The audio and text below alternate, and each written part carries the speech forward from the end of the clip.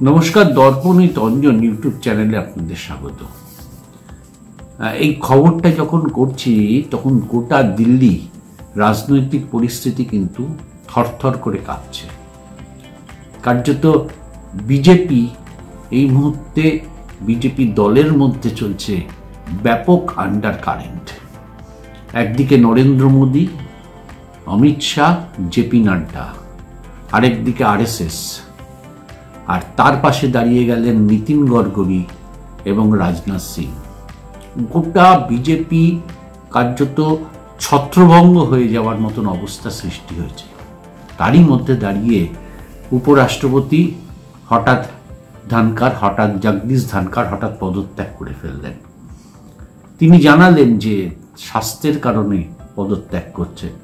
যিনি আজকের সেশন সারাদিন চালিয়েছেন তার স্বাস্থ্যের কি এমন অবনতি ঘটল যে তাকে পদত্যাগ করতে হলো? রাজনৈতিক মহলে জোর জল্পনা চলছে।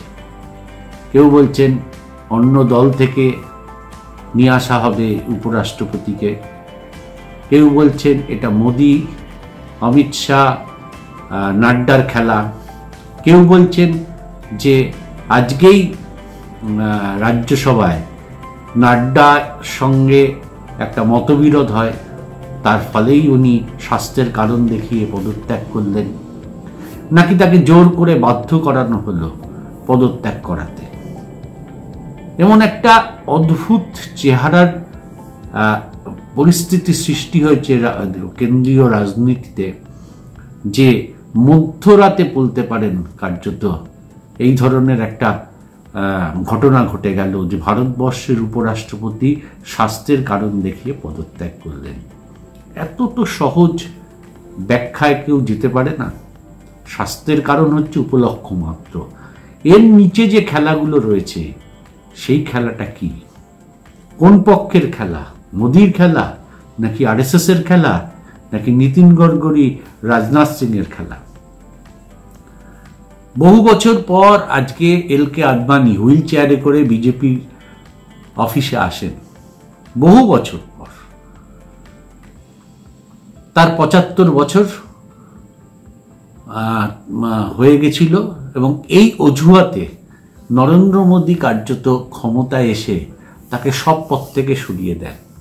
কারণ 75 বছর ছিল একটা ডেডলাইন, অর্থাৎ এরপরে আর সরাসরি সক্রিয়ভাবে মন্ত্রিসভা বা অন্য কোথাও থাকতে পারবেন না। আদবানি লোকদের একটা দাবি ছিল যে তাকে রাষ্ট্রপতি করা হোক, নরেন্দ্র মোদীরা তাকে কার্যত পাত্তাই দেয়নি। এইবার প্রশ্ন এসে গেছে, নরেন্দ্র মোদীর 75 বছর কমপ্লিট হচ্ছে সামনে, তাহলে তিনি কি এবার রাজনীতি থেকে বিদায় নেবেন? ভারতবর্ষের প্রধানমন্ত্রিত্ব থেকে বিদায় নেবেন? বিজেপি দলে শুরু হয়েছে এই নতুন বিতর্ক। এই বিতর্কের মধ্যে আরএসএস প্রধান মোহন ভাগবত পরিষ্কার বলে দিয়েছেন যে 75 বছর হলে যদি নিয়ম থাকে তাহলে তার সরে যাওয়া উচিত। ইঙ্গিত খুব স্পষ্ট, নরেন্দ্র মোদীকে উদ্দেশ্য করে বলেছেন। কিন্তু তিনি এটাও বলেছেন যে আরএসএস এরকম কোনো নিয়ম নেই, তাই তিনি থেকে যাবেন। তার 75 বছর হলো। মোদী এবং আরএসএস প্রধান প্রায় 1 বছরের, একই বয়স তাদের বলা যেতে পারে।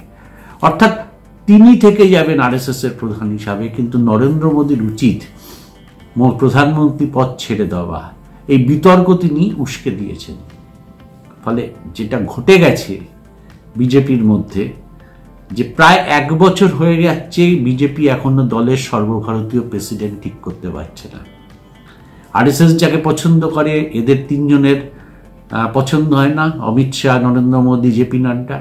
আর এরা 3 জন যাদেরকে পছন্দ করে সেটা আরএসএস এর পছন্দ হয় না। কারণ সবারই হচ্ছে কন্ট্রোলটা নিজের হাতে রাখতে হবে। আরএসএসও চায় এমন একজন হোক যেখানে তাদের কন্ট্রোল থাকবে, আবার নরেন্দ্র মোদী, অমিত শাহ, জেপি নাড্ডা চায় এমন একজন সর্বভারতীয় সভাপতি হোক যার ওপরে এই 3 জনের কন্ট্রোল থাকবে। ফলে এই দ্বন্দ্বে প্রায় 1 বছর হতে চলল বিজেপির সভাপতি, সর্বভারতীয় সভাপতি হচ্ছে না। এই অবস্থায় দাঁড়িয়ে নরেন্দ্র মোদী মার্চ মাসে গিয়ে মোহন ভাগবতের সঙ্গে নাগপুরে বৈঠক করেছেন, তাও কিন্তু সমস্যার সমাধান হয়নি। এই রকম একটা আবর্তে হঠাৎ করে উপরাষ্ট্রপতির এই পদত্যাগ নিঃসন্দেহে বাড়তি ইন্ধন ঢোকাচ্ছে। এটা বোঝাই যাচ্ছে যে স্বাস্থ্যের কারণ নয়। স্বাস্থ্যের কারণ হলে তিনি আজ সারাদিন ধরে রাজ্যসভা চালিয়ে হঠাৎ গভীর রাতের দিকে তিনি পদত্যাগ করবেন কেন? কাল সকালেও দিতে পারতেন, আজকেও দিতে পারতেন সেশন শুরু হওয়ার আগে, বা তিনি ঘোষণাও করতে পারতেন আজকে। ফলে এই নিয়ে একটা বড় বিতর্ক সৃষ্টি হয়েছে, কিছুটা চাপে বলা যেতে পারে নরেন্দ্র মোদী, অমিত শাহ এবং জেপি নাড্ডারা। এই মুহূর্তে দিল্লিতে বিভিন্ন বৈঠক চলছে, কোনোটা পীযূষ গোয়েলের বাড়িতে বৈঠক চলছে, কোনোটা নাড্ডা অমিত শাহ বাড়িতে বৈঠক চলছে। পরবর্তী উপরাষ্ট্রপতি কে হবেন তাই নিয়ে আলোচনা করছেন। আমাদের সেইটা বিষয় না, কেউ একজন হবেন নিশ্চিন্তে বোঝা যাচ্ছে, কিন্তু যেটা আমাদের বিষয় যে একটা বিজেপি দলের এই করুণ চেহারা ক্রমশ প্রকাশ পাচ্ছে। এবং সত্যি কি তবে নরেন্দ্র মোদী দলের মধ্যে চ্যালেঞ্জের মুখোমুখি?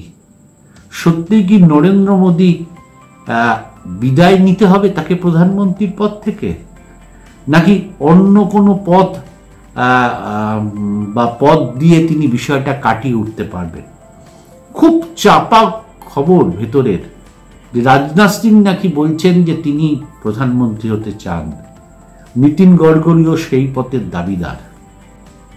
ফলে এমন একটা অবস্থা সৃষ্টি হয়ে গেছে যে কি হবে, ভারতের মন্ত্রিসভা কি টিকবে নাকি নতুন করে আবার শপথ নিতে হবে প্রধানমন্ত্রী বদলের মাধ্যমে, তা নিয়ে চলছে কিন্তু জোর জল্পনা। আর তারই মধ্যেই উপরাষ্ট্রপতির পদত্যাগ। নিশ্চয়ই কি উপরাষ্ট্রপতি হবেন আমরা দেখব, কিন্তু এটা বোঝা গেল উপরাষ্ট্রপতি জগদীশ ধনখড় তিনি কোনো পদই কমপ্লিট করতে পারেন না। পশ্চিমবঙ্গের রাজ্যপালের পদ পুরো শেষ করতে পারেননি, উপরাষ্ট্রপতির পদও তিনি পুরো শেষ করতে পারলেন না। তবে কি তাকে চাপ দিয়ে পদত্যাগপত্র করানো হলো? বিজেপি করালো, আরএসএস করালো, নাকি অন্য কোনো শক্তি তাকে জোর করে পদত্যাগ করালো? ভবিষ্যতে নিশ্চয়ই বোঝা যাবে যে এই বিজেপির এই ডামাডোলের শিকার হলেন কিনা উপরাষ্ট্রপতি। ভবিষ্যৎ এর উত্তর দেবে, হয়তো অপেক্ষা করতে হবে আমাদের কিছুদিন। কিন্তু বোঝা যাচ্ছে যে ভালো জট পাকিয়েছে এবং Narendra Modi team versus RSS versus Rajnath, Nitin Gadkari, এবং নতুন করে আরেকটা টিম তৈরি হলো জগদীশ ধনখড়, যিনি পদত্যাগ করে একটা বিতর্ক সৃষ্টি করলেন যে প্রকৃত সত্য কি আড়াল করা হচ্ছে, সামনে নিয়ে আসা হচ্ছে তার অসুস্থতার কারণ।